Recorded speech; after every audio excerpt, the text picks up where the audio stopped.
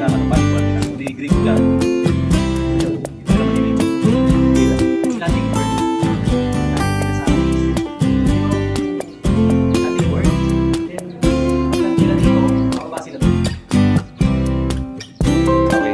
sa baba, meron nakaabang na ipad.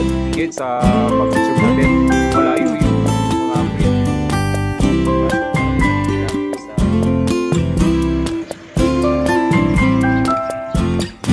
Yun. Dumating na si Sir Big Boy. Ano po, OLR. Yan. Kinakihintay natin.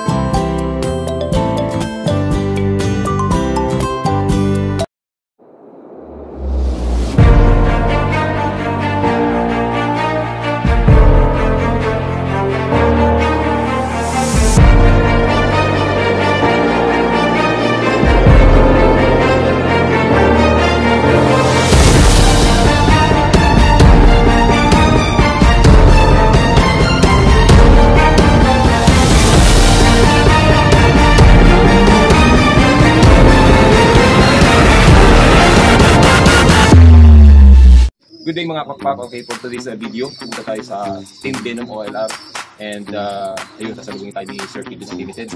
Okay, ipapakita natin sa inyo dito sa ating page and YouTube channel yung lugar ng Team Venom OLR. Okay, tara, let's go!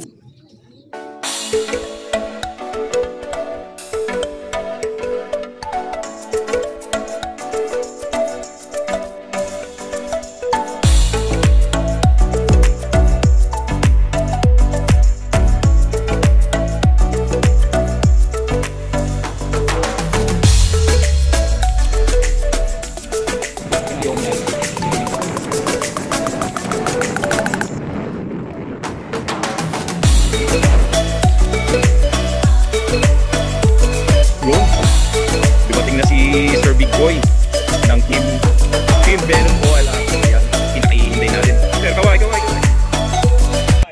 Good day mga kapapang. Ito ang inyong Secretary of Philippines Arnold TV Vlog. Okay, first visit natin dito sa Team Venom OLR. Ang second OLR dito sa Kalamba. Okay, introducing. Ito yung mga magka-facilitate dito sa Team Venom. Sir? Good day mga kapakpak. Return to Police po. Admin po dito sa Team OLR. Mga gladiator, o nga pala si Tillman Alpuerto Jr. So, and Eric Alpuerto sa totoong buhay. So, ako isa sa mga admin at introduce ko sa inyo ang ating loop manager na si John Smith Peñaflor, well known as anak ni Juma Loop sa Tarlac. Okay, si Sir Peñaflor yung magmamanage dito sa loop manager dito sa Team Venom, yung mag-aalaga ng mga info natin. And any morning lang, naniyak namin yun sa Team Venom OLR ng mga kaya unang tanong, Sir, paano nag-umpisa ang Team Venom OLR? Ang Team Venom OLR, actually kasi parang malitang talaga. Kasi si Sir Norman, medyo nahirapan siyang i-manage yung so, nakapag-usapan, OLR, pero maliit lang nun eh. Tapos din, mga araw, medyo na-dismaya kami dito sa isang club. Napag-udyukan ko si Sir Tillman na buhayin yung dati yung club. Yun, hanggang sa umantong sa nagkayayaan na talaga. Ito yung EBPC. Yes, EBPC. Then, ayun, plano namin ito, PBOR. Ayun, wala. Okay, ano po yung main goal natin dito sa Team Venom OLR? Okay, para sa mga busy sa work and yung mga mahilig sa mag-iibon from abroad, okay, pwede silang sumali dito. Kaya ini-invite sa ating mga... Ang goal natin kasi, siyempre, number one, manalo tayo. So, pangalawa, supportahan natin yung mga pan-shear na hindi maaskaso yung mga ibon nila. So, normally, yung mga walang time for their hobby na pigeon racing, so, pwede nilang i-entry dito yung kanilang mga warriors. So, and then, ang maganda nito, ay aside from our goal na manalo tayo at subukan ng Diada na Kalapate, ay pinahayagan tayo sa Combine sa Sir Chris at Sir Timmy. So yun yung naging usapan or nag-agreement natin under tayo sa UPA. So lahat ng mga rules na sa karera is nasi-align natin sa UPA. Tinulungan tayo ng ULPA para mabuo itong OLR. So, continuous collaboration about the process, the system, and all information or details related to OLR. Okay, on process na yung ating pag-submit dito sa ating Team Venom OLR. Hanggang kailan mo po tatagal yung ating submission? Hanggang April 15. So, yun yung last day ng submission, April 15. Pero, meron nabanggit na or napag-usapan namin ni Suma, as long as hindi pa nagre-release ng schedule ang ating main or mother club. So, iniisip namin kung i-extend pa or para i-accommodate yung other na cashier na ngayon lang naka-alam ng ating munting OLR dito sa Calamba, Laguna. Okay, para mapatamaan yung first schedule ng training. Oo. Okay, upon submission, ano po yung mga kailangan requirements ng ating mga gusto mong sumali? Sa requirements naman, kailangan lang naman is yung ibon penalty. So, gagamitin po natin band with the ULPA band NDR 2024. And meron din kaming option or tinatanggap din natin yung mga non-ULPA banded na YB na i-consider natin as OLR at saka sa OB ng ULPA. So, yun. Maraming silang tatanong na cashier na baka pwede nilang i-entry yung ibon nila. Kasi hindi siya naka-ULPA banded. So, binigyan natin ng option to entry those concerns. Ano pwedeng hindi ULPA banded yun? Oo. Basta 2024. 2024 or hindi naman siya 2024 as long as YB siya. Kasi OB naman ang magiging labanan pagdating sa sa karera. And also, yung mga ganong scenario na mga hindi siya year 2024, 2023 banded, meron kaming nire-require na additional requirement na mag-video or picture kung kailan yung progress ng Para ma-justify na young bird talaga. Young bird talaga. Then receiving, sino po mag-screen? Si Sir? Para screening, si Hunter Suma ang ating taga-screen. Ano po yung kailangan para maging sabihin natin na qualified yung i-represent nila dito sa atin? Unang-una, yung safety yung ibon, walang glutong, walang cancer, walang sipon. Yun yung mga natin na kailangan. Then ito nga yung first stage. First stage ang ibon natin. Ito po ay yung ginagawa natin screening, tama po ba? Para makita natin mga ibon natin upon receiving ng ibon and sa screening ni Sir Block Manager is dito natin inilalagay yung mga ibon. Bali ito yung screening facilities natin. Bali 7 days na sila dito. So pagka okay na lahat, i-akit na natin sa taas yan, sa second floor. Para mag-viewing sila doon para makawalan na natin. Okay Sir Telman, upon receiving ng ibon, ano po yung process natin para ma-accommodate yung ibon nila? Okay, so na-explain na natin or na-explain na ni Master Suma yung quarantine facility. So ang i-explain ko naman ngayon is yung ating submission process. So ang submission process natin is kailangan nyo lang dalhin yung ibon ninyo. Meron tayong ding online form na pwede namin i-bring sa inyo. Walk-in pa-share kayo. Meron din tayo ditong form na ready nyo i-fill up. So number 1 steps is yung form. Kailangan nilang fill upan yung form details ng ibon. Ang hindi namin siya masyadong hinihinga ng other information na details ng ibon. Ang hinihingi namin doon is yung color ng ibon, band number ng ibon, and yung mga bloodline hindi muna natin siya isasama dahil pag nanalo na lang, tsaka na natin i-bloodline reveal. So, yun lang. Okay, so pagpunta nyo dito sa One Loop Race location, i-fill up kayo ng form na ganito. So, yung nabanggit ko na punch your name, number of entries, ring band number, at saka yung color. So, ito yung i-fill upan nyo. After nito, ang next step is screening na ng ibon. Ito na yung i-screen ni Master Suma, ni John Peñaflor, John Smith Peñaflor. And then once na na-screen na, meron tayong process na band assignment. Ang next step naman is yung screening ng ibon. So, si Master Suma, pagdating ng ibon, check niya lahat ng mga possible na pwedeng subject for DQ or subject for rejection. So, yun nabanggit ni Master Suma, may mga sakit, one eye cold, bulutong, and other na sintomas na hindi good yung ibon. May nangyari na ba sir na disqualify yung ibon? Meron namang mga na-disqualify. Pero syempre, ina-assist din ni Master Silma kung kaya niya i-handle yung ganung mga disqualification. So, binibigyan din namin ng chance yung puncher. In-explain namin sa kanya kung ano gagawin at kung ano yung magiging consequences at benefits. Napaka very accommodating talaga ng OL na to. So, kahit may diferensya ang ibon, so i-assist nila, then i-rehabilitate ng ating lock manager. Basta i-assist yung kung kaya o hindi. Meron kasing cases, wala pa naman tayong nagsasabit ng mga talagang dikyo na dikyo talaga. So, meron talagang sobrang tanda, pero kaya pa naman ni Master Oso i-handle. Meron din sobrang bata. So, yun, case to case lang naman. Ngayon, ito na yung ibon. After na may screen, meron tayong ban assignment at Timano.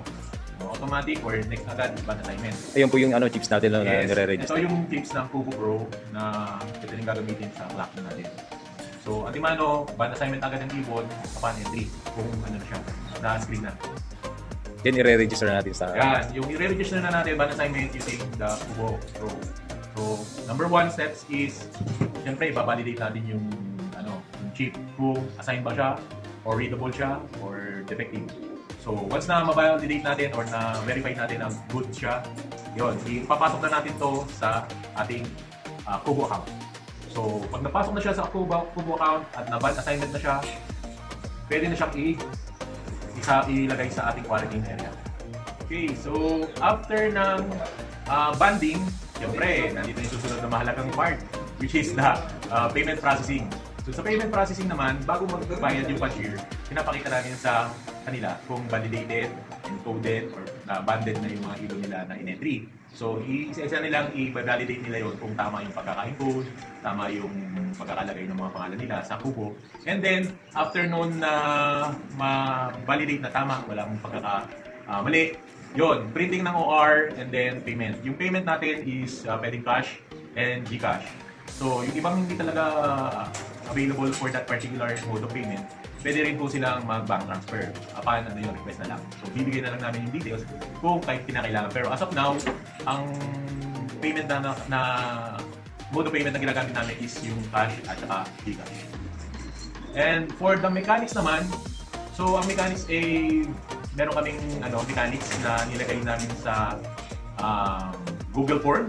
So, isa-send ko na lang or ipoprovide ko na lang yung link about the mechanics. Okay, syempre, napahappy na natin yung receiving ating mga ibon, screening, at pinakita natin yung screening area ng mga ibon natin and paano sila mag-assess. Ngayon, dako naman tayo dun sa pinakaabangan ng lahat. So, okay, this is a guaranteed price. So, ipapaliwanag ni Sir Tideman and ni Sir Richard. Okay, so sa naman, sa side ng bundle price, meron kaming i-prepare na 300k guaranteed.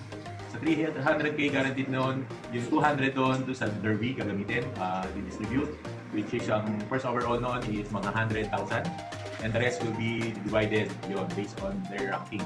And ang maganda lang dito sa ating bundle price na Team Venom, upon submission, automatic start na tayo ng abangan.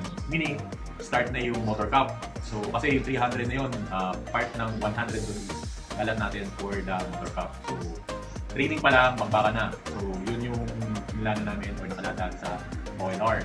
And then, pag nag-derby na tayo, syempre, gagamitin natin yung banner or yung banner ng Ulpa, which is ang na-alat doon for dito sa area 3 is dito sa Laguna.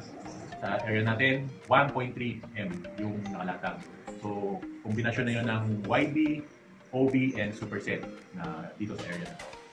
Okay, since tagus tayo ng Ulpa, okay, nagdownload tayo sa club ng Ulpa. Okay, pagka meron ba silang mga event, is pwede nating salihan? Okay, so... Yes, actually para rin talagang ito yung unique sa Oiler na to.